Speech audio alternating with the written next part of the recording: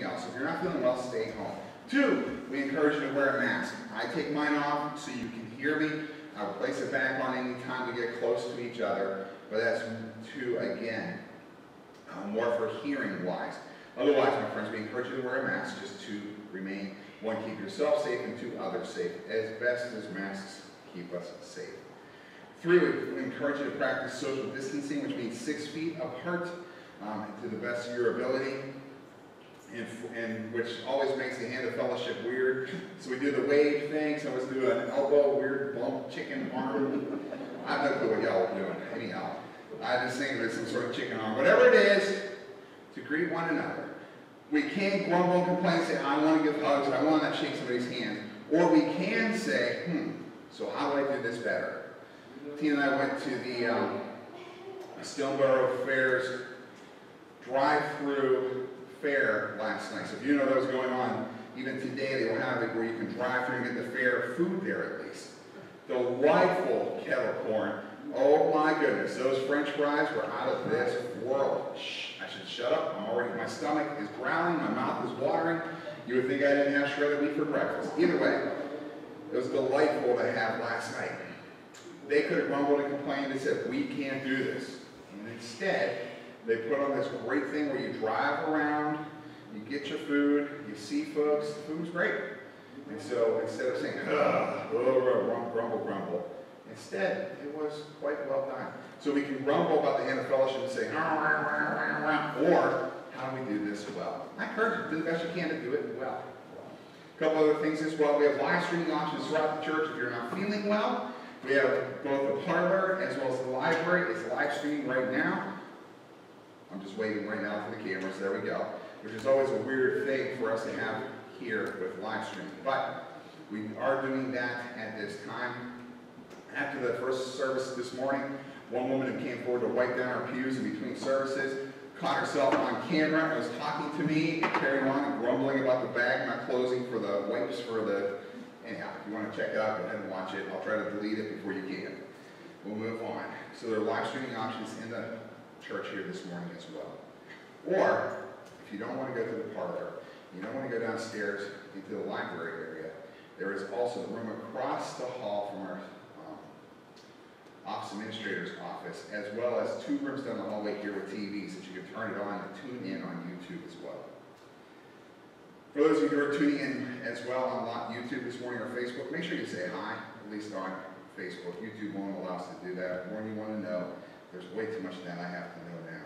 So moving on, practice good hygiene. Wash your hands, my friends, is the best way to protect yourself from the coronavirus. Besides maybe wearing a mask might be more effective than wearing a mask. So we encourage that here. We have the hand sanitizing stations here at the church as well. And at times, how do you get one to work for you? Stand behind the machine. I have no clue why it works that way, but the one downstairs by the main entrance likes to shoot out when you're walking behind it. Can't tell that we bought that when everybody else was buying them, and a company that never made them before, we purchased it from them. So that being said, we'll move on. A couple other areas, if you're interested in serving, there are a couple spots. In between services, we wipe down the pews, the railings, and doorknobs throughout the building. If you're interested in being part of that, we start right around 10 o'clock. This morning, some of the new wipes we had have bleach in them, so man, are they effective, and we'll see what they do damage-wise to the pews, hopefully not much. But we will see, because we did have one report that one person came into contact with a healthcare worker who had the coronavirus. That was from last Sunday. No, the person is asymptomatic who reported it. It's the healthcare worker who had coronavirus. So we did the best we could to clean in between. We got communication out as soon as possible on Friday to let people know. But if that's new information for you, and you'd rather not be in the sanctuary for that, the library is a good spot to be, or the parlor, as well as down the hallway here. That being said, my friends, asymptomatic means that we should be safe. Another note as well, if you're willing to serve as well, we also have if you're interested in learning how to work with our AV department, especially right now for our video editing, for after services, or how to turn on the computer here or the camera here to begin the live streaming process and let alone turn it off. If you're interested in that, I can show you how to do that. That would be a wonderful gift. So friends, if you're interested, contact me. thank you as well this morning, specifically for Ken McKay, who this week worked on removing the extra pews we had from the renovations up here in the sanctuary, the stage area, as well as remove the front railing here. So long term we can have handicapped accessibility, especially for folks who are in a wheelchair. Unfortunately, in the past, I saw one gentleman who had a motorized wheelchair, got back to about the sound booth there where Derek is, and got stuck. Facing that way, and I'm up front. How bad is that? So that's one reason why we're working on this. It doesn't look as good as before, but it's about user friendliness. So that's part of what's going on. That being said, friends, Ken McKay, as well as inviting in Eric Mount to help, did incredible work in making sure that we could use this space and also remove the extra pews that were clogging up the hallway back here. Friends, we couldn't fit them into the elevator. We had to take them apart. And also, in this time of the coronavirus, some of us may have wanted to have a pew at our homes, but who here is going to carry it down the stairwell? I didn't volunteer, because I know how heavy they were. So instead, we had to move them along. But that being said, we're trying to the best we can to honor our space here. So thanks again to our trustees and Ken who put the hours in this week. Friends, let's greet one another with the love of Christ.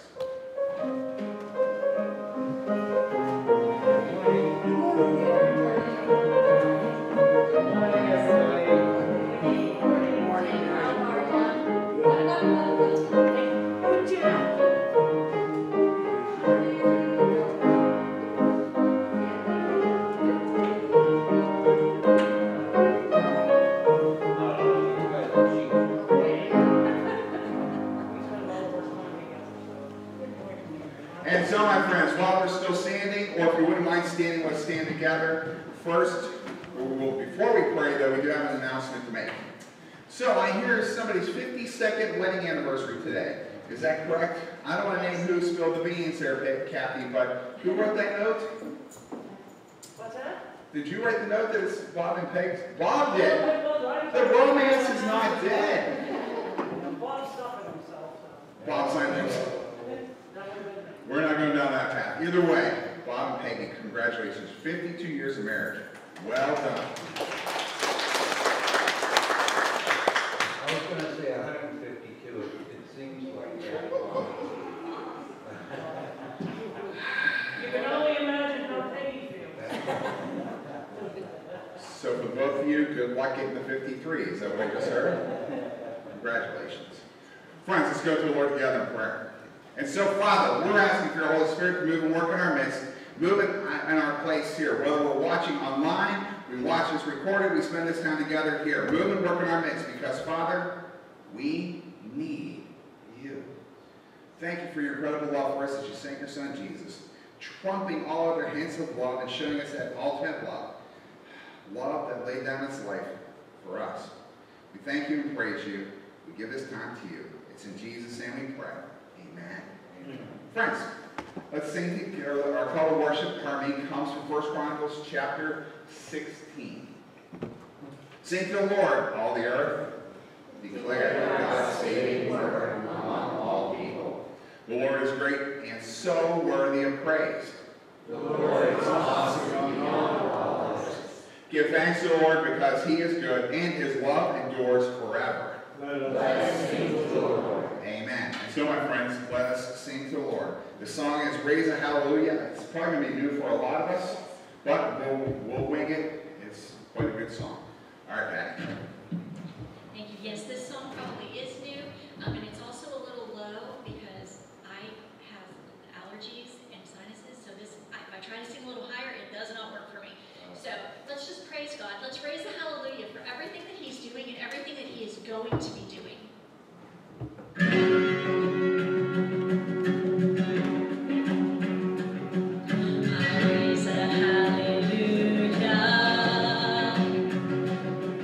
In the presence of my enemies. You can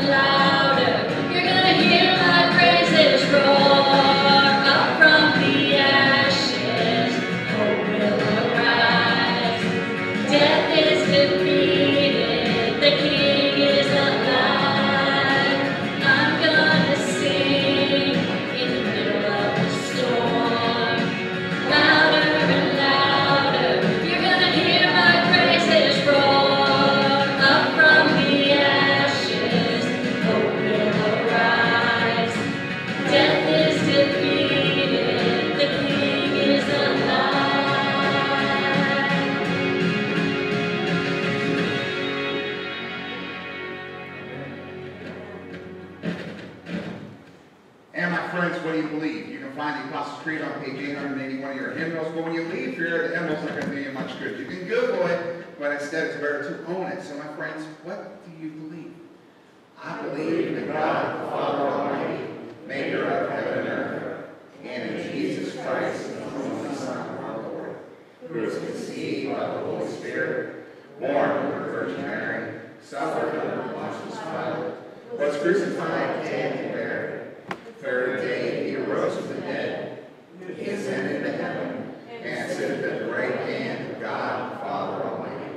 From thence he shall come to judge the quick and the dead. I believe in the Holy Spirit, the Holy Catholic Church, the communion of saints, the forgiveness of sins, the resurrection of the body, and the life everlasting. Amen. Amen. My friends, please be seated. All right, kids, it's time for our children's message. Would all our youngsters like to come up? You haven't worked in that way a few weeks this summer. That's okay. School's going to kick back in here in full swing, and we'll see if we have more kids here. Until that point, kids, I need you to be kids, even if you aren't really kids by age. Please be kids in your head. You ready? You set? You good kids? Now, try to behave. Some of you have more issues than others. But either way, sorry, just clearing my voice. If you want to say anything else like that. By the way, Patty, you may say that it's too low. Well, I can finally keep up with you. Because, yeah, pretty much I don't have a baritone, and I don't have a bass, I don't have a tenor. I don't know, it's like sort of like a benner or something awful like that, or a taste. That's where my voice goes. It floats. So, thank you. At least now I can try to keep up, pretend like I have the ability to sing. But for each of us, no matter what we're working at, there is something for us to be intentional about working at. For example, singing, not my calling. I turn the microphone off in part because I don't want to embarrass myself, and in part because I don't need you to have to go to the doctors to have your hearing checked. It could be that painful. But just because my singing voice may not be all that great, doesn't mean that we still can't honor God with what we do. So for some of us, we may work with some items. So I pulled out here a few extra items here. I've got a screwdriver, I've got wrench, I should say, as well as a hammer here. Now, most of us probably don't work with these all the time. Although, Bob, when you were doing the rent ministry, you probably were using these a lot more than I do right now. But for each of us, you have an item on you that is connected to work. And I don't mean your 9-to-5 job. What I mean is, for example, it could be a picture of your grandkids if they're at your house all the time you're babysitting. It could be, for me, all too often, it's my cell phone, with how much work I do on here, whether it's with folks on Facebook, or even emailing, or even Bible verse searching on my phone with some of the apps I have. Because, yeah, that's how I roll. Do you have anything like that on you right now that's connected to work? For some of you, it might be, well, I'm in the healthcare industry. Guess what I've got? Yeah, right here, a mask. Anybody got that? So the item you have, think about that with work. If you don't have it on you, then of course, think about that with your own mind. Here's the cool thing with what we have. That it's been set up by God, one, for us to work for God. But even more so, what we do for God is to work for God. God's created work for us, but even more so, to offer up what we do to God. I'm going to put down the tools I don't get to play with enough. Find where I left the kids' Bible. Wonder why the microphone this service is going cranky on me and the previous service was fine. That's a side note. Can we blame Derek? No, we can't blame Derek. It's not his fault at all. From Colossians chapter 3, begin with verse 22. Servants, obey your masters on earth in everything. Don't just obey like people pleasers when they're watching. Instead, obey with a single motivation of fearing the Lord. Whatever you do it from the heart for the Lord and not for people. What's that mean? Hey, whatever you're working at, do it for God. Not for Pastor Brian to watch. Not for the fact that your boss at work seeing it. Not for the fact that you're watching your kids or your grandkids, if your kids see you. Not for any of those things, but do it unto God. And man, this is cranky this morning. All right, as I pretend like I can tighten this. Sorry about the scratching. But friends, whatever you do, work at it to give it over to God. That's easy to say, huh? I'll share the story now. So there I was, youngsters. I've got a little story here, okay? So please try to behave when I talk about this. When I was in college, so I was about 20, 21 years of age. Over the summer, I worked in North Park Pool, right outside of Pittsburgh. And I was in the maintenance department.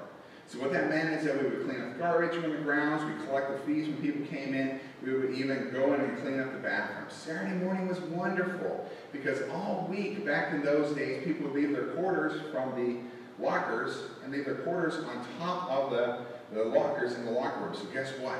My buddy and I, we would walk out of there with an extra 10 or 20 bucks some weeks because we cleaned the bathrooms. We were paid for 8 hours of work, and it would take us 2 or 3 hours to clean. That was wonderful. And then one Saturday, instead of just cleaning in the lockers on that Saturday morning, they asked me to come in and work all day. So I worked all day, and it was close to quitting time, about an hour before we closed, and Dave, the boss, walked over to me, and he said to me, kids, hey, Brian, I've got a job for you. You ever have your boss do that for you? I've got a job for you. What should you normally do, see kids, when you get to a real job? This is what maybe you want to do when your boss says, I've got a job for you, a special job. Run. I didn't run though, because I wasn't working for me, I was working for God. And Dave looked at me and he said, Brian, we had a little boy in the bathroom, go to the bathroom. I felt like saying like a smart aleck, good job. Except he said he missed the toilet. I guess our little boy squatted and left a gift on the floor. And they asked me to clean it up. Now you're thinking, you should have run. But I didn't. Part of it was because that summer I was intentional about working for God. Not for the paycheck, but working for God.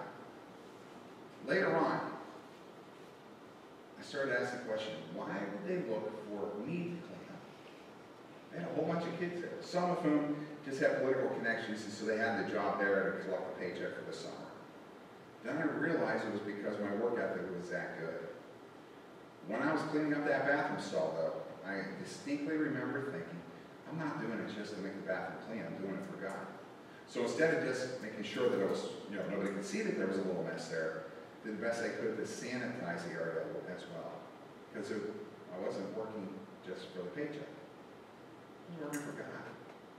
Whatever you do, whatever you're working at, do it unto the Lord. So it doesn't matter what people see.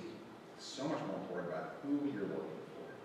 If you're working for God, that changes how we do things. The beautiful part of it was, I cleaned up the mess, they said thank you. But I had a real sense that I was doing something better than just cleaning up a little kid's mess. Let's pray. Father, as we give over our work over to you, whatever it may be, babysitting, watching our grandkids, going to our 9-to-5 jobs, our studies, whatever it is, we give it over to you. Thank you so much for these kids at heart that you've blessed us with. It's in Jesus' name we pray. Amen. All right, kids, you were great. You were wonderful. I've got some treats for you at the end of the service. Buster, I don't have M&Ms, I'm sorry. I'm sorry, Buster.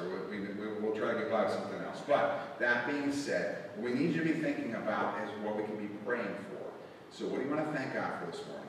What would you like to praise God for who God is? And what do we need to be praying for?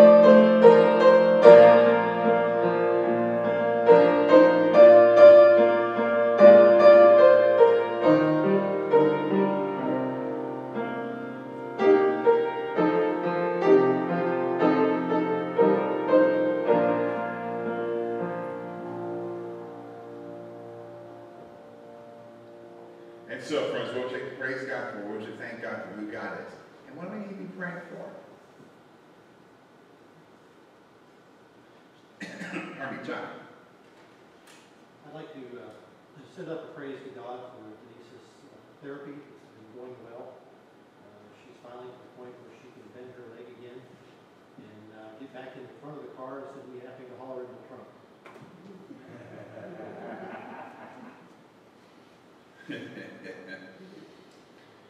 It's been a long process for Denise, especially with the bone stimulator. Praise be to God for the healing that's going on and the physical therapy working out well. Thank you, John. Thank you. Brent, is there anything else you want to thank God for? Bob? I think Denise is just one example of the great medical we have in this country. And I'd like to thank God for everything He's given us medically.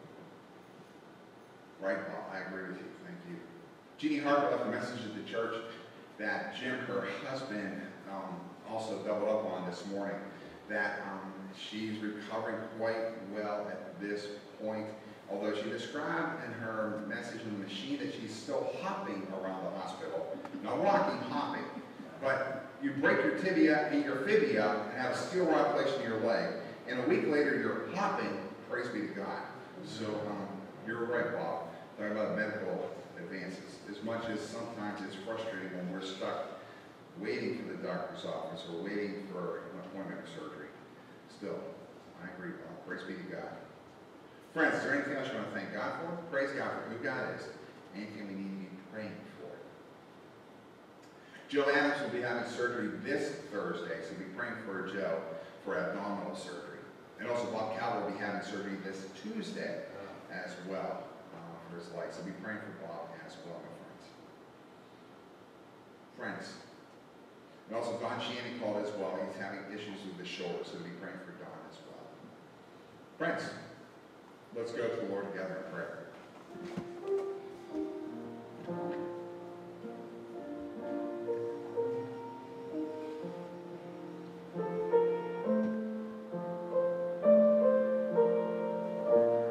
Father, we thank you that you are the God who watches over us like a mother hen watches over her young.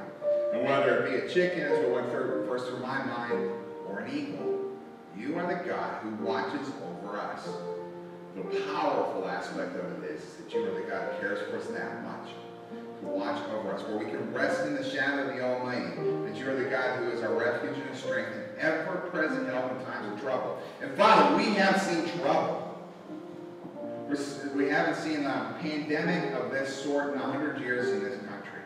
We have seen trouble, and we thank you for how you have seen us through.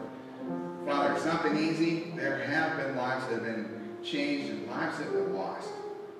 We also thank you, Father, for your hands been at work, for the protection you brought about from folks from our own midst who had the possibility of being exposed. We praise you for the healing in the midst of the coronavirus pandemic, for how you protected. We're thanking you, Father, that there seems to be protection from Vacation Bible School here at this church, as well as in our local schools, that there sounds like there has been protection, Father. We give you thanks and praise. We also pray for our elementary school kids, our preschoolers here from the Sunshine Preschool, those who go to the high school, Father, our college students, for those who are our teachers. We're praying for protection and guidance and healing. We thank you so much, Father, for how you've already protected and guided. And it's in Jesus' name we pray. We've seen your hand at work in healing, Father. We thank you for the healing that you brought about in Jeannie Harper, for the healing, Father, that you have brought about in Denise Moore. We praise your name. What a gift, Father. And so we look before you those who are on our list this morning, and especially those who are asking for you to continue to move and work and protect, like Joe Adams and Bob Calvert, will surgery this week. We pray in Jesus' name. We ask, Father, that you be with my mom Ruth, for the Ronnies, for the Probsts. We're praying, Father, for you to be with Phyllis Miller and her caregivers at this time. Protect her, Father, and move and work. You are our loving parent who watches us over us like a mother hen watching over her chickens, her chicks. So we praise you and thank you for your care for us. We thank you for your protection. We thank you for your shade. We thank you, Father, for how you provide for us. We come before you thanking you and praising you as we pray, as Jesus taught us to pray. art in heaven, hallowed be thy name. Thy kingdom come, thy will be done, on earth as it is in heaven. Give us this day our daily bread, and forgive us our trespasses, as we forgive those who trespass against us. And lead us not into temptation, but deliver us from evil. For thine is the kingdom, and the power, and the glory forever. Amen. Amen. Well, my friends, our reading this morning comes from Ecclesiastes chapter 3, beginning with verse 9. Chuck, thank you. I realized that this morning I didn't know if I remembered to even send out the reading. But you are on the ball. Thank you. Ecclesiastes, this chapter 3 here follows right after in the book of Ecclesiastes that famous passage, there's a season for every activity under the sun, a time to be born and a time to die. So right after that whole section, we have this reading, beginning with verse 9. Chuck, good morning and thank you. Good morning. What do workers gain from all their hard work? I have observed the task that God has given human beings. God has made everything fitting in its time, but has also placed eternity in their hearts, without enabling them to discover what God has done from beginning to end. I know that there is nothing better for them but to enjoy themselves and do what's good while they live. Moreover, this is the gift of God, that all people should eat, drink, and enjoy the results of their hard work. I know that whatever God does will last forever. It's impossible to add to it or take away from it. God has done this so that the people are reverent before him. Whatever happens has already happened, and whatever will happen has already happened before. And God looks after what is written away. Friends, this is the word of God for the people of God. Thanks be to God. Amen. Let's stand together as we sing together the Gloria Patri. Let's praise God together.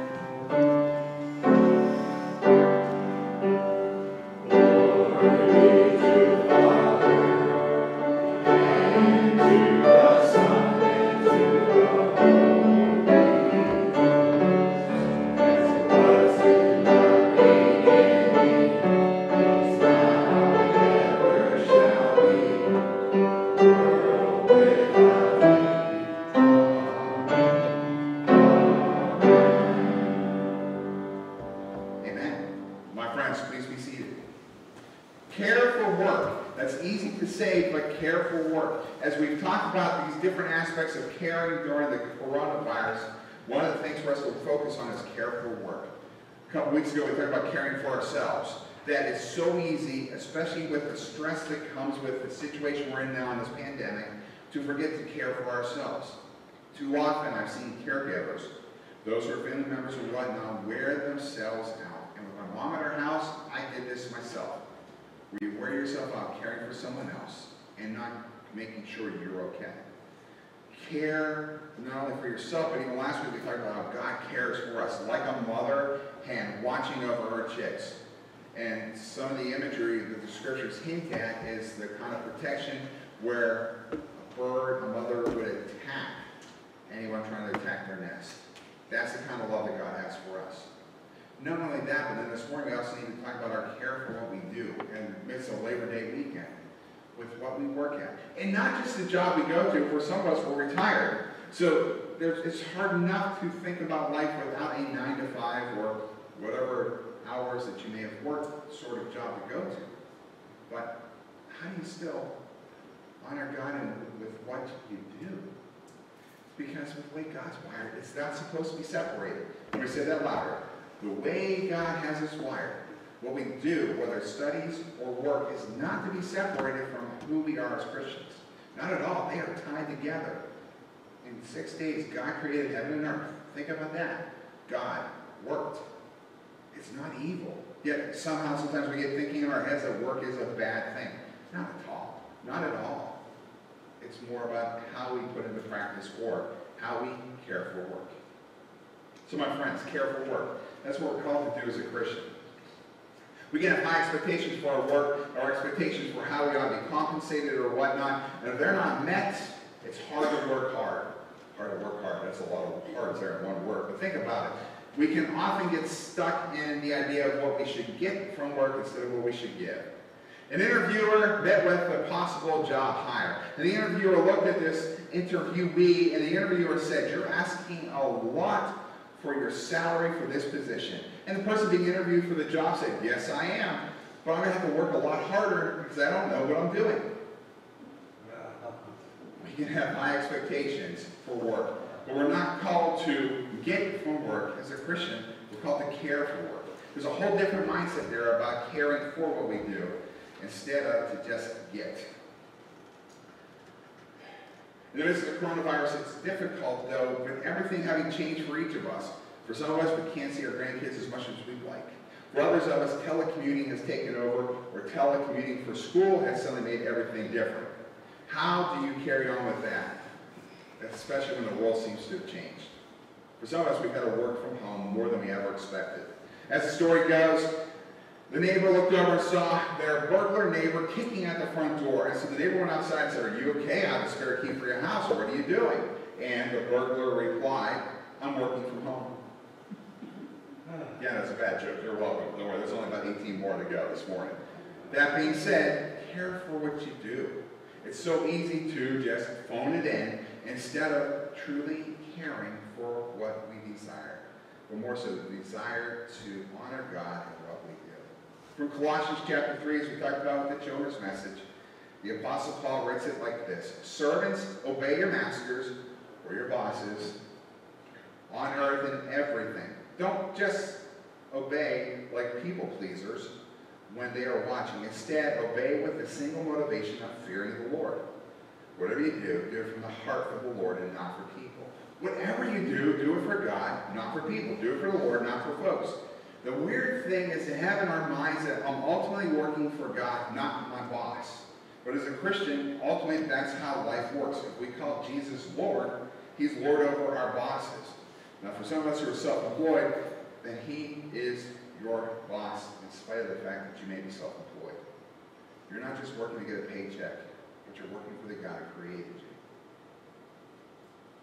I found it fascinating whenever I had my own small grass cutting business and made the decision I was not going to cut grass on Sundays because I could then go to church and whatnot. How God actually blessed my weeks. Where whenever I was in college, I was able to get all the 20 businesses or 20 lawns I had to get done, plus my schoolwork or my other job. I was able to get everything done because I set that time aside. Now, that's 20, 25 years ago. It's a different world we live in now. But as a self-employed person, I was able to set that standard. Instead of, I've got to work every day of the week because I have to fit it all in. I find it fascinating how if I set those standards, how often the work was able to be done. And that if not more so, God blessed it. If God is truly Lord, then He trumps your boss. There's times means you may have a supervisor or a boss, or if you're watching your grandkids, when your kids telling you to do something that might just be not what you believe God would have you do. God trumps the people we have on earth here as our boss. How does that work? Well, Ecclesiastes chapter 3, verse 13 reminds us that we're not working for ourselves. We're not working for a human boss. We're working for God. Moreover, this is the gift of God. So think about that. Work is actually a gift. This is the gift of God that all people should eat, drink, and enjoy the results of their hard work.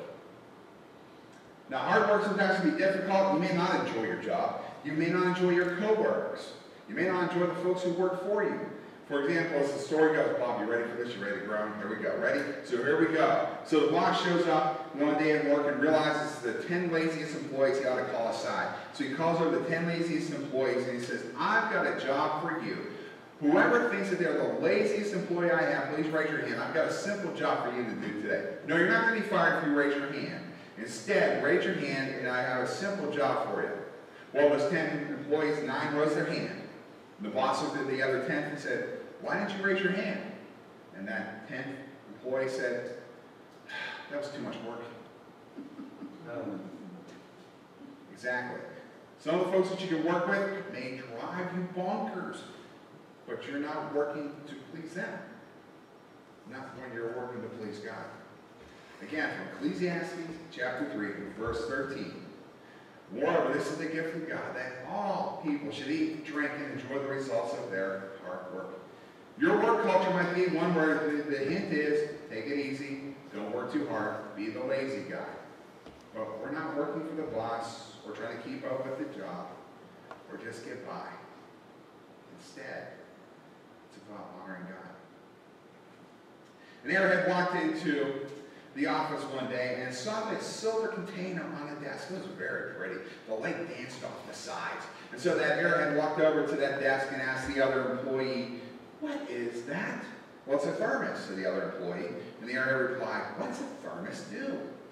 "Well, a thermos keeps hot things hot and cold things cold." "Wow," said the airhead. "I've got to go get one." So on the way home from work, the airhead went and picked up a thermos and purchased it for themselves, and they brought it to work the next day. It was gleaming on the desk as the boss walked by. And the boss asked the airhead, "What's that on your desk?" And the airhead replied, "It's a thermos." "Doesn't look like a typical thermos," said the boss. "What's that thermos do?" And the airhead replied, "Of course, keeps hot things hot and cold things cold." "What do you have in your thermos?" asked the boss. And the airhead replied, "I've got a cup of coffee and a popsicle." Exactly.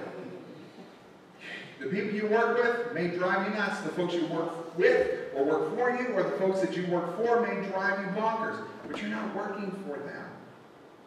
Instead, we're ultimately working for God.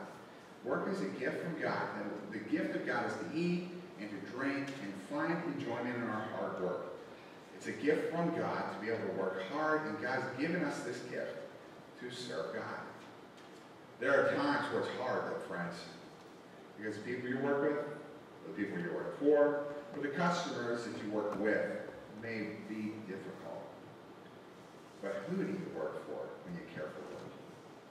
So the story goes. Ready, Bob, another groaner? Here we go, because these are from actual files from a doctor's office about patient complaints that were written down in the notes. You ready for this? Some of this is the patient's fault. Some of these might be the fact of the person taking notes' fault. Either way, here we go. When the patient stands, he needs assistance to stay on his face. She had been drinking but still couldn't drive. He is a retired trunk driver. Patient denies swallowing or chewing. Ever, I guess. Parent died in old cage of unknown cause. Patient has a headache, says she had no head before. The patient does not smoke alcohol. She states she had GOK, God only knows. Patient has no idea where her limbs are. And the patient is a retired forearm. So you may be working with the public that drives you nuts. You may be working, instead, with people who can't even keep track of the fact that it's a retired forearm. Yeah, but instead what we have here is that at times it's difficult with who you work with, who you work for, or the job you've got. But you and I, we don't work for the employers, ultimately. We don't work for the customers, no matter how much the signs may say the customer is always right. I was a paper boy. I cut people's grass. I worked at a pool. I collected tolls at the Pennsylvania Turnpike. The customer ain't always right. No, you cannot get $1.25 change for $1 toll. It just doesn't work that way. But that's, some folks seem to think that's how it would work. Instead, we ultimately work for God, not for the people around us. We're trained in this world to work for a boss or work for a customer or try to please them. But as Christians, our boss or the customer is not the Lord. Jesus is. For some of us, though, when we talk about careful work, it can also be frustrating because you work for all those years, and then you look back and think, what did I accomplish? How much of it didn't really last? Like for me, one of my favorite pieces of classical music is Beethoven's Fifth. You know, dun dun dun dun. I won't do that again for you because I told you the petty voice, who knows what that'll do. It's one of my favorite pieces of classical music. Hundreds of years old, it's lasted. But how much music is pumped out every day that's just flitters away and nobody listens to? how frustrating that might be. Or for those of us who've retired or close to retirement, how much of this has lasted? What's fascinating here is in Ecclesiastes chapter 3, the author reminds us that not everything we have will last, but it's still some great value. And so, Solomon, they believe, wrote Ecclesiastes, and in Ecclesiastes chapter 3, verses 10 and 11, it puts it this way. I have observed the task that God has given human beings. God has made everything fitting in its time, but has also placed eternity in their hearts, without enabling them to discover what God has done from beginning to end. One, God's created everything. God has made it that we can't grasp everything that's been ever made. But two, that there's eternity in our hearts, but everything we do won't be eternal. Some things may last for a long time, but that doesn't mean it's not worth working at. Because in verse 13 from Ecclesiastes chapter 3, maybe you heard it this morning, this is what God has set apart for us to do. For us to eat and drink and find enjoyment in our hard work. Think about that. It may not last, but God set it up for us to still offer over what we do with our hands. Just because it doesn't last doesn't mean it's not a beautiful thing. From the movie Avengers, Age of Ultron, Megan, you probably just watched this 8, 9, 10 times. I'm joking. Because Megan, when we did the 30-hour family, she had never watched any of the Marvel movies, so we indoctrinated her. You're welcome, Megan. But in Marvel's movie, Marvel's Avengers, Agents of Ultron, there is this dialogue moment between brand new superhero Vision and evil robotic villain Ultron. Even saying it like that just makes it sound like I'm a dork, which you make your own opinions, we'll move on. Vision, this brand new superhero, says it this way. Humans are odd. They think order and chaos are somehow opposites and try to control what won't be. But there is grace in their failings. I think you missed that. And Ultron replied, they're doomed. Sounds like a bad villain, huh? And then Vision replies, yes, but a thing isn't beautiful because it lasts. It's a privilege to be among them. You're unbelievably naive, says Ultron. And Vision replied with, well, I was born yesterday. And why do you say all that? There's incredible beauty in something, even if it won't last. Ultron, evil desire, because human beings will die. Guess what? They need to be wiped out. And yet, Tina and I shouldn't say it that way. I was going to say Tina and I grew dahlias over the house. Dahlias are a beautiful, difficult, finicky flower. I was going to say Tina and I grew the dahlias, but my wife killed chives. Now, the chives in our yard grow like a weed. She killed them whenever she lived by herself when we were dating. She killed chives. If you're wondering how that is, imagine if a little kid brought you a pot of dandelions. My wife could kill it. I have no clue how she has that kind of ability, but she does. So, I will say we grew dahlias. That's a bit of a stretch. But those flowers are beautiful. But do they last? No. They will die. The flowers will die. The frost is going to come. The leaves themselves will die. That doesn't mean that the dahlias aren't beautiful. Just because what you and I do with our hands for work, whether it is the short-term things we do here or a longer-term project, just because they may not last eternally, doesn't mean they're not of value in work. If anything, what we see in Ecclesiastes chapter 3, it's not about how long it lasts, or how the people you work with, or you serve, how they may treat you, let alone how you feel. It's about who you work for. There's real enjoyment when work changes over from what I get in my paycheck, or how my boss treats me, or how my coworkers treat me. When I realize it's more about the God of the universe who loved me so much that he sent his son, who died on the cross for me, finishing that work that I might know life and life eternally. And love me so much that he allows for me to work with my hands and work with my mouth. Someone say, please stop him. And whatever it may be, but that I'm able to honor God with what I do. Talk about a real gift. That's why I care for work. There are days as a pastor, I just want to sleep all day. And there are days also, friends, you bless me, but I jump out of bed ready to go. Because of how you work in my life, but two, even greater is how God moves and works and blesses what each of us does with our hands.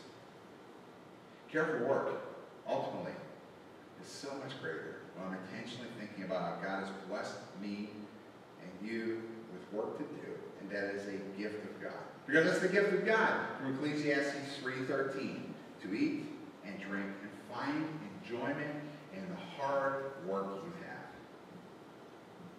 I didn't say easy. At times it's going to be hard. But find enjoyment in what you do. For some of you, it's caring for your loved one, where you become their caretaker. For some of you, it is caring for your kids or your grandkids. For some of you, watching with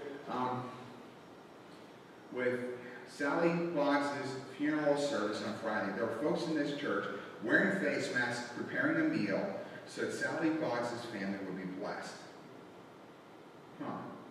As they work with their hands. You can watch one person slowly cutting up an onion as they drop one piece of onion into the baked beans at a time, because she wants big pieces of onions in the baked beans. You get that honking huge sliver of onion in your baked beans? Okay, y'all may like that. For me, that's my response. She cared enough to make it perfect. For each of us, there's a different thing that God's called us to do. Whatever you're working at, whether it's your craft, whether it's your garden, whether it's working with your caring for your grandkids, whether it's going to your 9 to 5, whether it's your studies, or me as a pastor with my studies, to give it over to God. It's a gift from God to do the best we can. For those of us who are perfectionists, hear me now. God is not a perfectionist. He desires perfection, but God's not a perfectionist. God looks for your heart. David's out there keeping an eye on sheep in 1 Samuel 16. And that's why God chose David. He had a heart for God. Went by all the good-looking sons of Jesse and chose David. The kid, who his own father pretty much disparagingly said, he's just a youngster. He's out there caring for sheep. He's almost hinting at, David's not worth your time. Prophet Samuel. God has other plans. The cards I get in the mail, I'll get quite a few of them. The ones that end up on my wall, they're from little kids. Why do I put them up on my wall? Because they're from the heart. American Greetings is not going to hire them. Hallmark's not going to be mass producing those cards. But it's because of the heart from kids. God looks for that from us. So with your hands, it doesn't have to be perfect, friends. But do the best you can, giving it over to God. Because God's created you to work with your hands. The great creator of heaven and earth has made you and me to also be created with our hands, to work with our hands. Note that in 6 days God worked and created heaven and earth. On the seventh day He took a day of rest. God's made for us to work, but thanks be to God. There's so much more about what God has for us, and even more so how we can offer that work of our hands back to God. So my friends, with whatever you do, careful work. Amen. Would you pray with me? You can find a prayer on the screen behind me. And Derek, I'm out of order, so we'll get back to the assignment in a second. So if you would you, we'll go to the assignment now. Here we go. From Ecclesiastes chapter 3. It's in small print, so please bear with it, where it quotes from, "This is the gift of God," in case you hadn't heard that this morning, "that all people should eat and drink and enjoy the results of their hard work." So I broke that down to some areas. For Labor Day, eat and drink. Friends, find some enjoyment with how you celebrate this weekend. If you're at home by yourself, treat yourself. If you're out with other friends, do it cautiously, but don't feel guilt. Sometimes in church we forget that and enjoy ourselves. And yet Jesus was accused of eating and drinking with tax collectors and sinners. He was out with people. That's okay. It just matters what you do while you're out there. But eat and drink. Enjoy time this weekend. 2, work. Enjoy the fruits of your labor. So look over what you've done. So walk by the garden, for those of you who are gardeners. Or go to your work and observe what you've gotten done. Or review your schoolwork and see how much you've learned already. Or go to your crafting area or shop and review what you've created with your hands. Or look at your investment portfolio and see the kind of work that you poured into. Whatever it might be for each of us, look at the work you put in. Note how God's giving you strength. Note the moments where you offered it over to God. Yeah, we all have areas to work on. But think about how God has worked through you. And then finally, friends, pray. Pray for God to provide you with more gifts. Nothing else, channel 1 Corinthians chapter 12 about spiritual gifts, asking for greater gifts. In this regard, asking God to continue to give you those abilities. Why? Well, to give it over to God the best you can. My friends, let us pray together. You can find the prayer on the screen behind me. But I'm encouraging you, if you're at home, not even to look at that was printed out, that we emailed out, and Facebook messaged out, but instead, close your eyes and lift your hands toward heaven as we talk with God. Friends, let us pray. Lord God, loving Father. Lord God, loving Father. I love you. I love you. I am fearfully and wonderfully made. I am fearfully and wonderfully made. Made by you, Lord. Made by you, Lord. You placed eternity in my heart. You placed eternity in my heart. You've made me to enjoy life. You made me to enjoy life. You've made good works for me to do. You made good work for me to do. Provide for me to eat and drink. Provide for me to eat and drink. And I will enjoy the fruit of my hard work. I will enjoy the fruit of my hard work. Your works will last for eternity. Your works will last for eternity. I praise your name, Lord. I praise your name, Lord. You are worthy of our worship. You are worthy of our worship. I pray in the name of Jesus. I pray in the name of Jesus. Amen. Amen. And so, my friends, let's worship God as we sing together. Our final hymn this morning is Take My Life and Let It Be.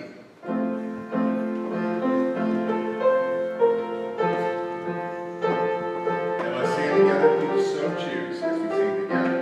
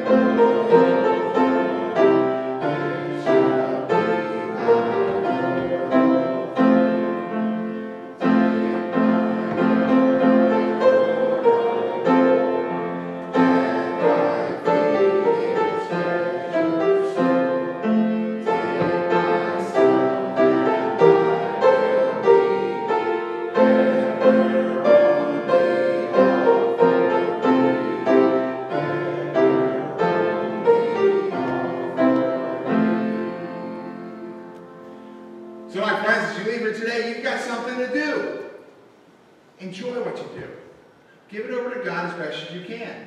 Sometimes it's a great catch. Should I be doing this? Should I be fudging the records as an accountant? Should I be cheating a customer?